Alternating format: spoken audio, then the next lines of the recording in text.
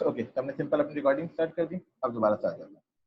सबसे पहले आपको काम करना क्या है, हमें एक आइसोमेट्रिक ग्रिड डिजाइन करना है। अब आइसोमेट्रिक ग्रिड में हमने क्या देखा, हमारे पास कुछ लाइनिंग मौजूद है। अब इस लाइनिंग को ड्रॉ करने के दो तरीके, पहला क्या, आप वाकई में अपनी एक लाइन ले, जितनी बड़ी आप लाइन ड्रॉ करना चाह रहे हैं उतनी बड़ी आप एक लाइन ले लें, और इस लाइन को जिस तरह से हमने लास्ट क्लास में अपना रोटेट टूल पढ़ा था, कि आप रोटेट टूल करने के बाद अपने ऑब्जेक्ट को ग्रिड से रोटेट करवा दें कि भाई ये ऑब्जेक्ट एग्जैक्टली तौर पर कितना ज्यादा रोटेट होने वाला हो। पहला तरीका आप ये इस्तेमाल कर सकते हैं। दूसरा तरीका, आप ग्रिड का इस्तेमाल नहीं करें, मतलब लाइन का इस्तेमाल नहीं करें, बल्कि इस्तेमाल करें अपने रूलर का।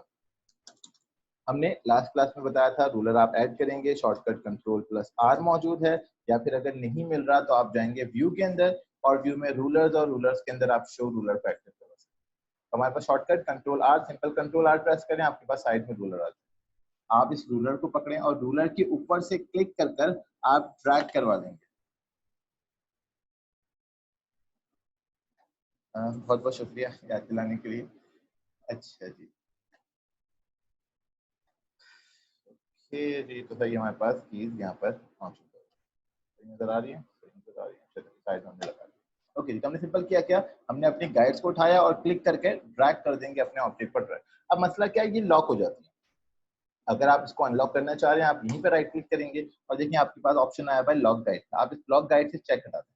जैसे आप चेक हटाएंगे तो आपने गाइड्स को मूव कर सकते हैं, रोटेट करवा सकते हैं, जो कुछ करना है अपने हिसाब से एडजस्ट करवा। अगर गाइड एक्स्ट्रा है और आप नहीं चाह रहे तो आप अपने गाइड को पकड़ेंगे, अपने रूलर पे जाकर छोड़ देंगे, तो आपका जो गाइड होगा वो आपके पास हाइड हो जाएगा।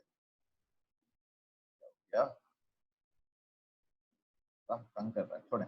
ओके जी, या फिर हमारे पास अगर आप गाइड को हाइड करना चाह रहे हैं तो आपके पास सिंपल शॉर्टकट मौजूद होता है कंट्रोल सेमीकोलन। आप कंट्रोल सेमीकोलन प्रेस करेंगे और आपकी जितनी भी गाइड्स वगैरह होंगी तो आपके पास सिंपली तौर पर हाइड हो जाएंगे। या फिर सिंपल लॉक को अनलॉक कर दें और उठाकर अपने ऑब्जेक्ट को मूव करवा दें। ओके, अब अगर आप अपने गाइड को रोटेट करना चाह रहे हैं, आपको सिंपल क्लिक करना है, और क्लिक करने के बाद आपके पास जो रोटेट टूल मौजूद है, आप उस रोटेट टूल पर एक बार डबल क्लिक करें। लेकिन सिलेक्ट करना है, सिलेक्ट करने के बाद आप उसको रोटेट करेंगे और उसके बाद अपना प्रीव्यू ऑन कर देखेंगे तो आपके पास ऑब्जेक्ट बकायदा रोटेट होते हुए आपको नजर आ रहा है। जितना आप उसको रोटेट करवाना चाह रहे हैं अपने हिसाब से अपने ऑब्जेक्ट को, यानी कोई भी ऑब्जेक्ट हो जिसको आप रोटेट करवाना चाह रहे हैं, आप उसको मैनुअली रोटेट करवा सकते हैं। लेकिन अगर आप चाह रहे हैं कि हमें एक परफेक्ट ऑब्जेक्ट, अभी हम जब काम कर रहे हैं तो हमें ऑब्जेक्ट परफेक्ट स्ट्रेट चाहिए, तो मैंने इसको 45 के एंगल पर मूव करवा दिया। सिंपल अपने ऑब्जेक्ट को चलाया, प्रीव्यू ऑन करके देख सकते हैं कि भाई कितना रोटेट हो रहा है। अपने ऑब्जेक्ट को चलाया, उसके बाद सिंपल ओके।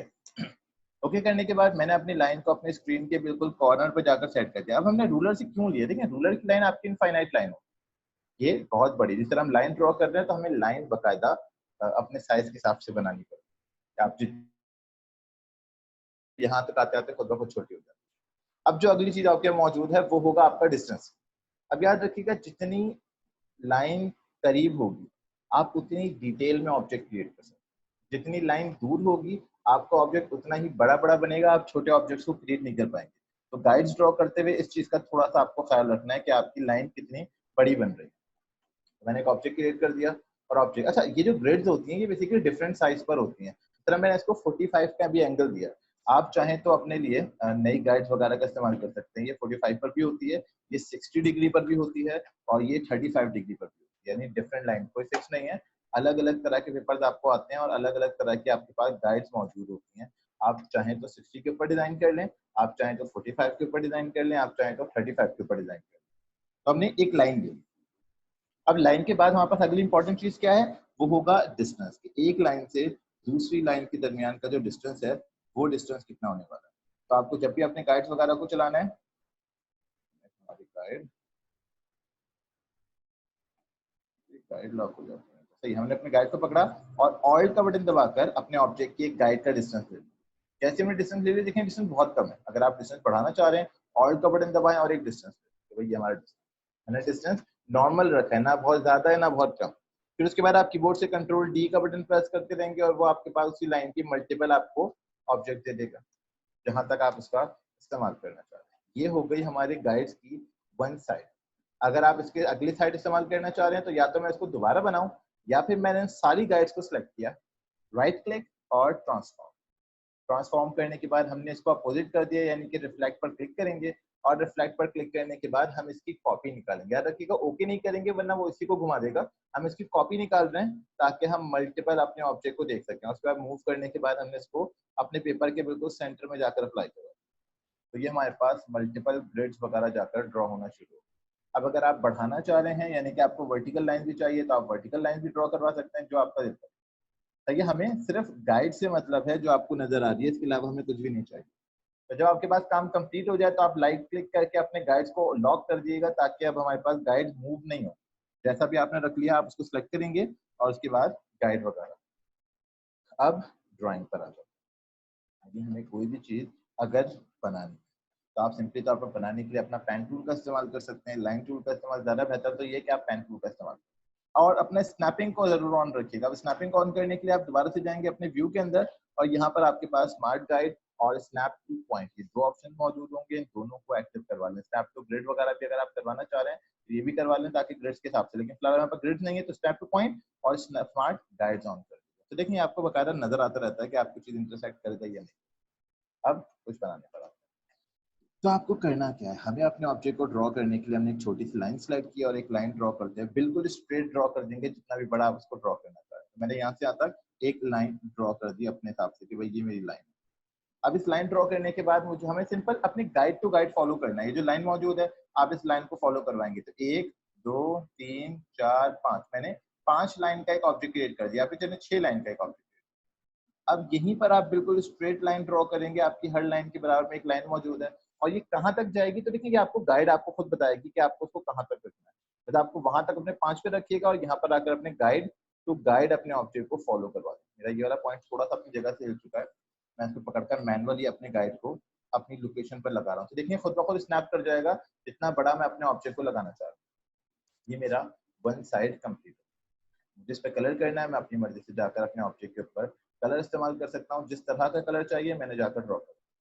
फिर उसके बाद मुझे अगली साइड डिजाइन करनी है तो अब अगली साइड डिजाइन करने के लिए लाजमी नहीं है कि जितना इस तरह मैंने 5 ऑब्जेक्ट, मैंने कहा था कि जितनी लाइन ये होगी उतनी ही लाइन ये होगी। जितनी लाइन हमने यहाँ पे ड्रॉ की है उतनी ही लाइन ऊपर की साइड पर होगी। लेकिन ये मतलब नहीं है कि जितना हमारे पास लेफ्ट साइड पर होगा आपका राइट वाला भी उतना ही होगा। हम इसको चेंज कर सकते हैं। मैंने यहाँ पर आकर एक लाइन ड्रॉ की 1 2 3। आप चाहें तो 3 बना लें, आप चाहें तो 4 बना लें, चाहे तो 5 बना लें, वो आपके ऊपर है। हम यहाँ पर काफी सारे 3D प्रोडक्ट्स वगैरह के एडवर्टाइजमेंट के लिए अपने ऑब्जेक्ट को डिजाइन करते होते हैं। तो हमने सिंपल 3 वाला डिजाइन कर दिया सिर्फ दिखाने के लिए। एक लाइन हमने यहाँ से ड्रॉ की, बिल्कुल स्ट्रेट आएंगे और कहाँ तक जाएंगे देखिए ये लाइन आपको नजर आ रही है। आप इस लाइन को फॉलो करेंगे और यहाँ पर आकर बिल्कुल स्ट्रेट लाइन को अप्लाई करो। यहाँ पर दूसरी लाइन आगे स्नैप करते हुए एज इट इज हमने एक तीसरी लाइन ड्रॉ की और ये हमारे पास पूरी की पूरी 4 लाइनें कंप्लीट हो।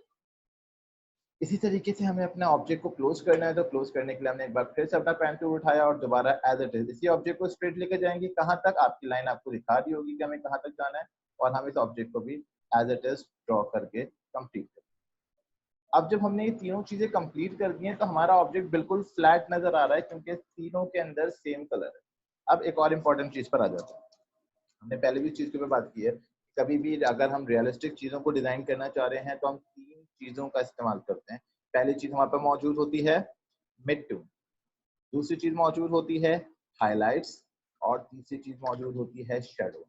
हम इन 3 चीजों, हम पूरी क्लासेस के अंदर जितने भी हमारा पूरा कोर्स चल रहा है हम इन 3 चीजों का जिक्र बहुत बात करने वाले हैं। Mid tone, highlight, shadow.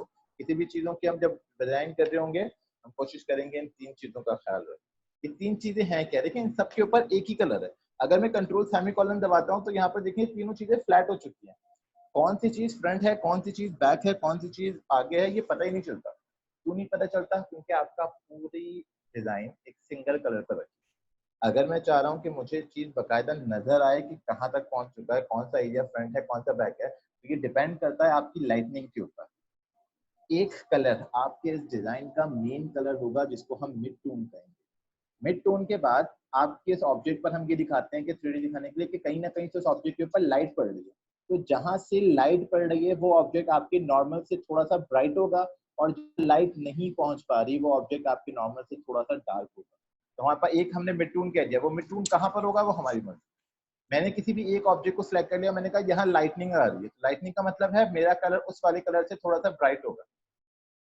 मैंने कहा ऊपर की तरफ लाइट नहीं पहुंच पा रही तो मैंने अपने ऑब्जेक्ट को उठाया और उस वाले से थोड़ा सा डार्क करवा दिया। आप इन 3 चीजों का ख्याल रखेंगे अपने किसी भी चीज को डिजाइन करते हुए। कि हमारे ऑब्जेक्ट में 3 डिफरेंट कलर्स मौजूद होंगे जब भी हम इस चीज को ड्रॉ करने पर आएंगे। ये हमारा पहला तरीका है किसी भी आइसोमेट्रिक को ड्रॉ करने का। अब आइसोमेट्रिक से क्या क्या बना सकते हैं हम उसको नेक्स्ट क्लास में देखेंगे। अभी से हम अपने आइसोमेट्रिक के तरीके देखेंगे, हम किस किस तरह से ड्रॉ कर सकते हैं। अब देखें, दोबारा से कंट्रोल सेमीकोलन प्रेस करके अपना गाइड को दोबारा शो करवा रहे हैं। अब हमने क्या कहा था, गाइड जितनी छोटी होंगी हम उतने ही डिटेल में काम कर सकते हैं। अब जरा गौर से देखें, मेरे पास गाइड बनाने के लिए समझ लें कि ये एक बॉक्स है। मैं अगर इसको बॉक्स नहीं दिखाना चाह रहा, मैं चाह रहा हूँ कि इस ऑब्जेक्ट को कुछ और बनाते हैं। मैं चाह रहा हूँ कि यहाँ पर आकर मुझे एक छोटी सी डोर डिजाइन करना है। तो देखिए, डोर के लिए आपके पास आप कितना बड़ा बना सकते हैं, हम मैक्सिमम बड़ा बना सकते हैं जितना बड़ा आपको ये चीज नजर आ रही है। मैंने अपने ग्रिड टू ग्रिड फॉलो किया और ग्रिड टू ग्रिड फॉलो करने के बाद यहाँ से यहाँ तक एक रूम का डिजाइन तैयार किया कि भाई ये कलर है और इसमें हमने थोड़ा सा डार्क कलर जो कुछ भी दिखाना चाह रहे हैं, मैंने जाकर एक डिजाइन तैयार किया। अब मैं इससे छोटी कोई चीज इसमें ड्रॉ कर ही नहीं सकता क्योंकि हमारी चीज गाइड टू गाइड चलेगी। अगर मैं गाइड से हटकर कोई चीज बनाने की कोशिश करूंगा वो बन तो जाएगी लेकिन वो चीज परफेक्ट नहीं बनेगी। लेकिन गाइड जबरदस्ती मुझे इतना बड़ा बनाने पर मजबूर कर रहा है क्योंकि मेरी गाइड इतनी दूर है। मैंने इस ऑब्जेक्ट को डिजाइन किया, मैंने कह दिया ये मेरे पास एक विंडो बन जाएगी। अब अगली विंडो कहाँ होगी, मैं जितना दूर रखना चाह रहा हूँ अपने हिसाब से उसको दूर रख सकता हूँ, लेकिन मैं छोटी नहीं बना सकता।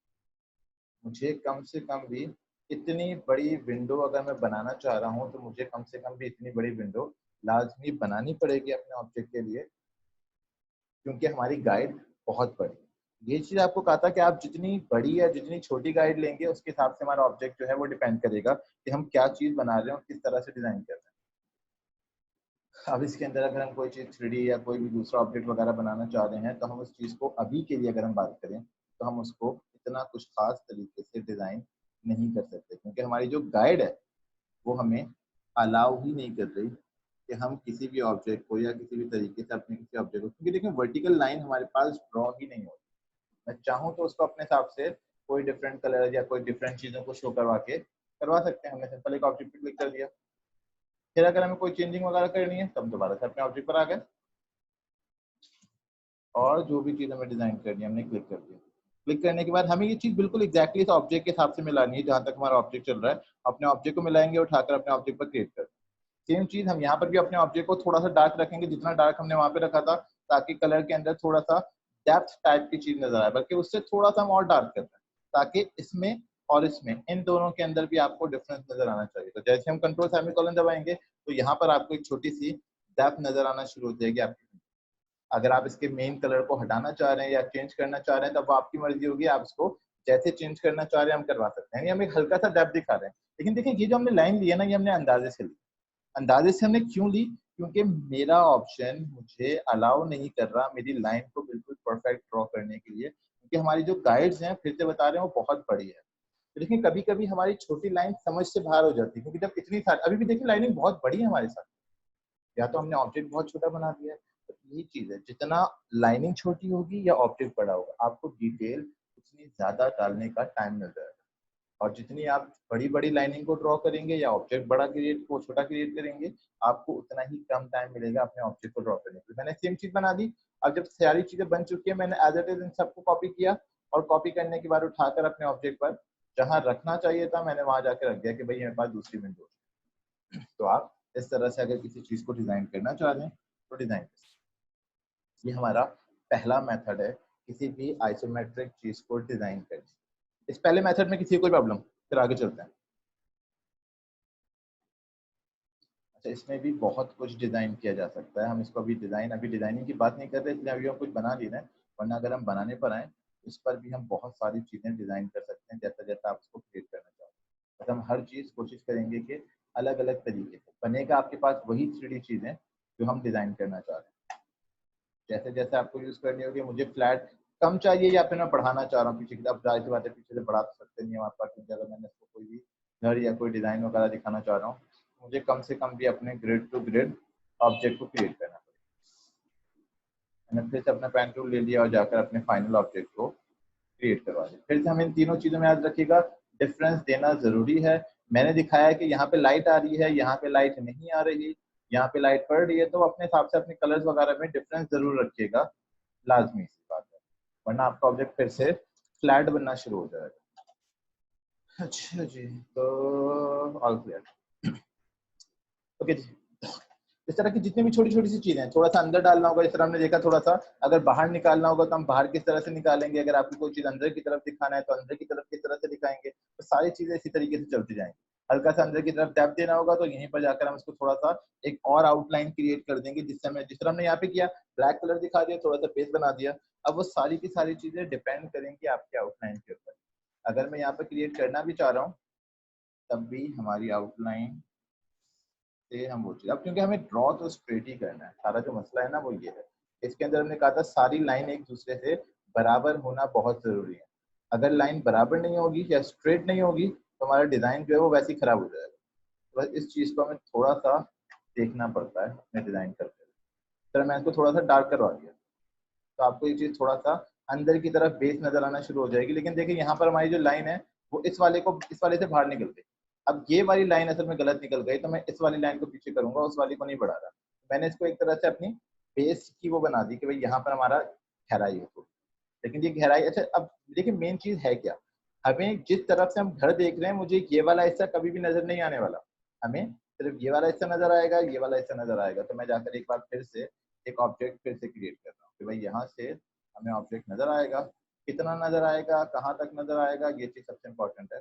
मैंने इस वाले हिस्से को भी डिजाइन करवा दिया और ये वाला हिस्सा तो मैं उस वाले से थोड़ा सा, देखिए सेम कलर हम कभी भी नहीं करेंगे, किसी एक को हमें डार्क दिखाना है। जब लाइट यहाँ पड़ रही है इसका मतलब इस वाले एरिया में लाइट कम होगी, तो मैं इस वाले को थोड़ा सा और डार्क टाइप का डिजाइन।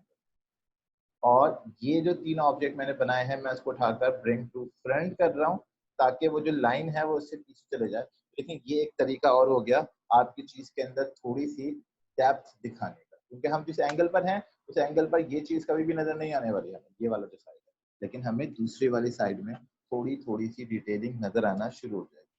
अब जो कुछ क्रिएट करना है, जैसे क्रिएट करना है, हल्का हल्का सा जाकर आपने ऑब्जेक्ट को क्रिएट करना शुरू कर देंगे कि भाई ये ऑब्जेक्ट है, इस तरीके से हमें ऑब्जेक्ट में नजर आएगा, ये चेंजिंग हमें अपने ऑब्जेक्ट के अंदर करनी है, सारी की सारी चीजें एज इट इज। लेकिन लाइनिंग स्ट्रेट स्ट्रेट ही रखनी है, इस चीज का बस थोड़ा सा ख्याल रखें कि मैंने बीच में जाकर मैं एक और डेप्थ दिखाने की कोशिश कर रहा हूँ कि भाई यहाँ पर भी एक छोटी सी डेप्थ बनेगी अंदर की तरफ। हमें इन तीनों के कलर्स चेंज करने पड़ जाएंगे, वो हम कर लेंगे, उसकी कोई हमें टेंशन नहीं है। बस हमें ये दिखाना है कि हाँ यहाँ पर भी एक छोटी सी डेप्थ है। हमने स्ट्रेट स्ट्रेट लाइन ले ली और जाकर अपने ऑब्जेक्ट के अंदर, अब देखें यहाँ से ये लाइन छोटी हो गई, सही है, ये लाइन बड़ी हो गई है, ये वाली लाइन छोटी हो गई। देखिए हमें ये काम नहीं करना कभी। इस चीज का जो सबसे इंपॉर्टेंट चीज है वो यही है कि आइसोमेट्रिक के अंदर लाइनिंग बिल्कुल परफेक्ट होती है, लाइनिंग कम या ज्यादा नहीं होगी कभी। बस इस चीज का थोड़ा सा ख्याल रखना है, बाकी चीजों की हमें टेंशन नहीं होनी चाहिए। चीजें खुद ब खुद बनेंगी जैसी जैसी हम बनाने पड़ेंगे। पहले फ्लैट कर देते हैं, फिर उसके बाद जाकर हम इसको उठा देंगे कि भाई हम इस चीज के अंदर देखिए हम बीच में से एक और फेस निकाल रहे हैं। अभी आपको बहुत सारी पिक्चर दिखाते हैं कि हम इससे और क्या क्या, और लोगों ने इससे और क्या क्या चीजें डिजाइन की। अच्छा ये आइसोमेट्रिक का तरीका जो हम अभी वाला यूज कर रहे हैं ना, ये बहुत ही लेंदी तरीका है। इस तरह के सबको नजर भी आ रहा होगा कि हमने उस चीज के ऊपर एक थोड़ा सा और चीज निकाल दिया। अब हम इससे बड़ा क्यों नहीं कर रहे, क्योंकि ग्रिड बहुत छोटी है, हम इससे बड़ा अपने ऑब्जेक्ट के ऊपर नहीं इस्तेमाल कर पाए। हाँ अगर आप बीच में कोई कलर वगैरह कि भाई हमें तो बैक साइड पर एक कलर देना है, तो मैं यहाँ पर आकर अपने ऑब्जेक्ट के लिए ऐसे अंदाजे से ऐसी ऊपर की तरफ एक शेप क्रिएट कर रहा हूँ। जब मैं उससे पीछे की तरफ रखूंगा तो ऑटोमेटिकली हमारी जो शेप होगी वो थोड़ा सा उस वाले से डार्क रख रहा हूँ, ताकि पता चले कि भाई वहां पे हमारा ऑब्जेक्ट जो है वो सही से कलर नहीं पहुंच पा रहा। हम यहाँ पर आकर देखें तो थोड़ा सा उसके अंदर हल्की सी पेस आ जाएगी। अब कलर्स कैसे होंगे वो अपने हिसाब से डिजाइन कर लिएगा कि भाई कलर बहुत ज्यादा डार्क हो गया, इतना भी डार्क नहीं करना है ऑब्जेक्ट के अंदर, या फिर इन तीनों के अंदर अपने कलर्स को एडजस्ट कर कि भाई इस वाले पे कलर थोड़ा सा ब्राइट होना चाहिए था ताकि फ्लैट लगे। हमने कहा देखें फिर से इन तीनों के अंदर कलर में डिफ्रेंशिएट रहेगा, सेम कलर हमें कभी भी नहीं करना। बिल्कुल माइनर माइनर सी वेरिएशन लेकर आइएगा, लेकिन लेकर जरूर आइएगा ताकि जो सेपरेशन लाइन है ना, इस सेपरेशन लाइन आपको नजर आए। देखें जरा यहाँ पर आकर ये कलर और ये कलर थोड़ा सा दोनों में डिफरेंस नजर आ रहा है, लेकिन इस कलर में देखेंगे तो ये दोनों मैच हो गया। बस इस चीज का थोड़ा सा ख्याल रखना है, या तो बहुत ज्यादा डार्क कर दें या बहुत ज्यादा लाइट कर दें, ताकि इन तीनों के अंदर चारों के अंदर जो कुछ भी हो रहा है आपको माइनर माइनर सा फर्क नजर आना शुरू हो जाए। उस तरह की छोटी छोटी सी चीजों के अंदर आप डिटेल वगैरह ऑब्जेक्ट में रख सकते हैं। ये हमारा पहला मेथड। दूसरे मेथड पर आ जाते हैं। दूसरा मेथड स्टार्टिंग के हिसाब से थोड़ा सा लेंदी है, लेकिन थोड़ा सा जैसे आगे जाएंगे आपका मेथड जो है वो खुद से थोड़ा सा फास्ट होना शुरू होता है। ओके जी, एक मिनट।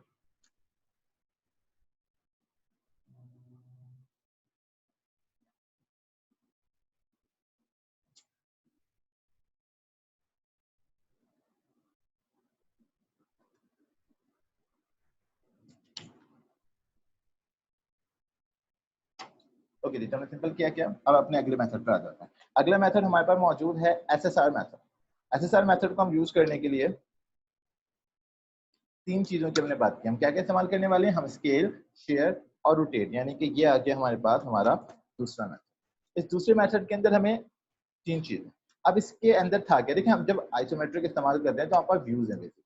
एक वहाँ पर मौजूद है, इसको हम अपना लेफ्ट व्यू कहेंगे, वो राइट व्यू। एक वहाँ पर मौजूद है, इसको हम अपना लेफ्ट व्यू कहेंगे, और एक वहाँ पर मौजूद है, इसको अपना वो टॉप व्यू, या फिर इसको नीचे का एरिया तो हम इसको बॉटम व्यू कहेंगे। तो वहाँ पर टोटल, जिस तरह ये हम इसको बॉटम कह सकते हैं क्योंकि ये ऊपर का टॉप आ जाता है, तो हम इसको फ्रंट और राइट, लेफ्ट और टॉप व्यू, तीन डिफरेंट व्यूज हैं जिसके ऊपर हम काम करने वाले हैं। तो सबसे पहले हम बात कर लेते हैं कि अगर हम काम करने जा रहे हैं अपने राइट साइड के, तो राइट साइड के लिए हमें तीन चीजों की जरूरत है। पहला हमारे पास मौजूद है स्केल, दूसरा हमारे पास मौजूद है शेयर, और तीसरा हमारे पास मौजूद है रोटेट। तो हम जो स्केल का इस्तेमाल करेंगे तो हम किस तरीके से काम कर रहे हैं, तो सबसे पहले आपको करना यह है कि आपने एक साइज के तीन ऑब्जेक्ट्स डिजाइन करने। कौन से कलर का होगा, क्या होगा, किस तरह का होगा, वो आपकी मर्जी होगी, आपका जो दिल करे अपने ऑप्शन पर। और मुझे आउटलाइन की जरूरत नहीं है, इस चीज का ख्याल रखिएगा कि आउटलाइन अपने लिए एक स्पेस लेकर आती है हमेशा, वो स्पेस की हमें जरूरत नहीं। तो मैंने तीन साइज उठाए, एक, दो और तीन। तीन डिफरेंट, यानी एक ही ऑब्जेक्ट है, मैं कॉपी निकाल रहा हूँ। कॉपी कैसे निकालते हैं, हम ऑल्ट के साथ सिंपल ड्रैग कर देंगे तो आपके पास कॉपी है। क्या करना है, ऑल्ट करना है, ड्रैग करना है, और आपके पास कॉपी आ जाएगी। मैं एक सेफ्टी के लिए साइड में रखता हूं। अब आ जाते हैं अपने पहले मेथड पर। मैं इसको बनाना चाह रहा हूँ अपना राइट व्यू। तो राइट व्यू के लिए हम सबसे पहले चीज जो इस्तेमाल करने वाले हैं वो है स्केल। स्केल पर आप डबल क्लिक करेंगे, और डबल क्लिक करने के बाद ये यूनिफॉर्म है। यूनिफॉर्म का मतलब जितनी विड्थ हिलेगी उतनी हाइट हिलेगी। तो हमें इसको नॉन यूनिफॉर्म के ऊपर इस्तेमाल करना है। नॉन यूनिफॉर्म कितना, मैं आपको लिखकर बता रहा हूँ। हम इसको इस्तेमाल करेंगे 86.06% के ऊपर। किस चीज की, सिर्फ और सिर्फ वर्टिकल की हाइट इस्तेमाल करेंगे 86.06%। ये कुछ स्टैंडर्ड है जब भी हम एसएसआर का इस्तेमाल करें। हमने वर्टिकल पर आकर हमने कहा 86.06%, और ओके, ये हमारा पहला मेथड। अगली चीज हम इस्तेमाल करने वाले हैं शेयर। हम बात कर रहे हैं राइट साइड के लिए, तो शेयर आप इस्तेमाल करेंगे +30 डिग्री। आपने करना क्या है, शेयर पर आना है, और शेयर पर जाने के बाद आपने टाइप कर देना है +30 डिग्री। तीसरी चीज, आप रोटेट पर जाएंगे, और रोटेट पर जाने के बाद आप इस्तेमाल करेंगे +30 डिग्री। तो क्या करना है, +30 डिग्री शेयर, +30 डिग्री रोटेट, और वर्टिकल 86.06। ये आपके पास बन जाएगा आपका राइट साइड। देखो हमारे पास एक साइड तैयार हो चुकी। अगली साइड पर अगर आ जाते हैं, यानी कि अगर मैं इस्तेमाल करना चाह रहा हूँ अपना लेफ्ट साइड, तो हम सेम मेथड इस्तेमाल करेंगे। मैंने कुछ ऑब्जेक्ट उठाया, मैंने कहा सबसे पहला काम, हमारा स्केल मौजूद है, आप स्केल पर जाकर डबल क्लिक करेंगे, और जो मेथड मैंने पहले दिए थे वो ऑलरेडी मेरे पास नजर आ रहे हैं, मुझे दोबारा करने की जरूरत नहीं है। मैंने सिंपल ओके कर दिया। फिर मैं गया दोबारा अपने शेयर के ऊपर, डबल क्लिक करेंगे, और डबल क्लिक करने के बाद इस बार जब भी हम राइट साइड की जगह लेफ्ट साइड पर काम करें, तो आपको करना यह है कि आप हर चीज को नेगेटिव के अंदर देखें। यानी कि आपके पास पहले दोनों पॉजिटिव मौजूद थे, और अब आप अपनी चीज को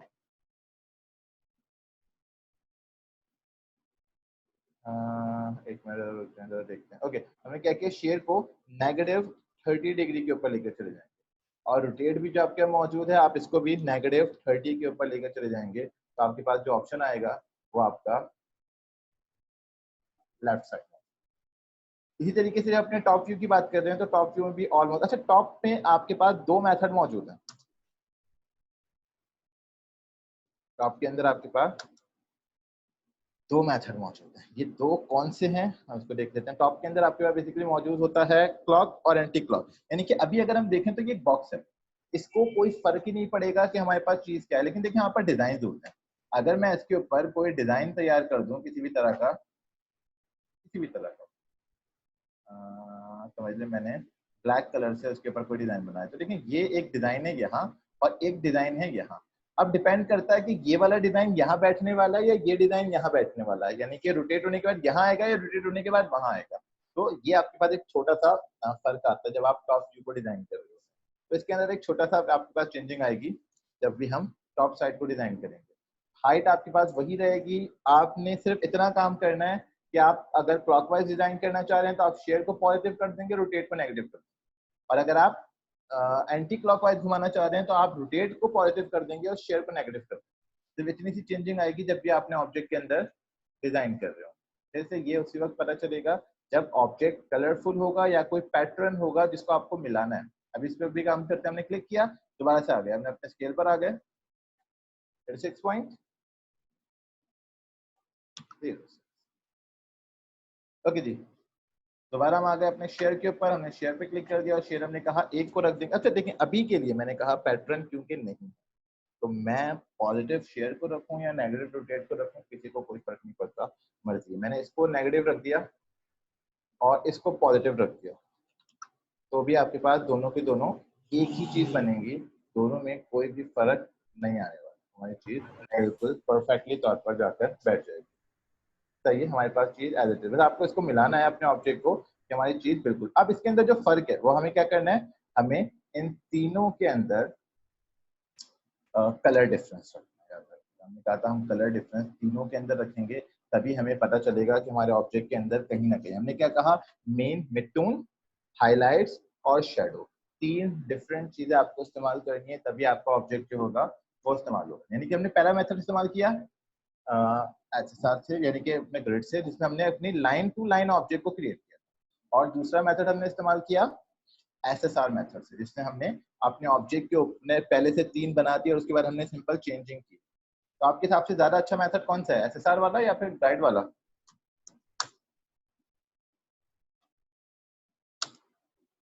ओके, तो अब आ जाते हैं अपने तीसरी चीज के ऊपर। हम एसएसआर को एक बार दोबारा से यूज करने वाले हैं, बस इस बार तरीका हम थोड़ा सा चेंज करें। दोबारा से जाकर अपने लिए कलर सेलेक्ट कर लिया, कौन सा कलर सेलेक्ट करते हैं वो हमारी मर्जी। हमने कलर ले लिया और सिंपल जाकर अपने आउटलाइन को इस्तेमाल कर दिया कि भाई हमारा आउटलाइन है, और उसके बाद हमने तीन फिर से जाकर वो शेप ले ली जो हम बनाना चाह रहे हैं, और एक में जाकर अपने सिंपल सेफ्टी के तौर पर रख रहा हूँ, जो भी हमारा ऑब्जेक्ट होगा हम उसको अपने हिसाब से जाकर क्लिक करवा।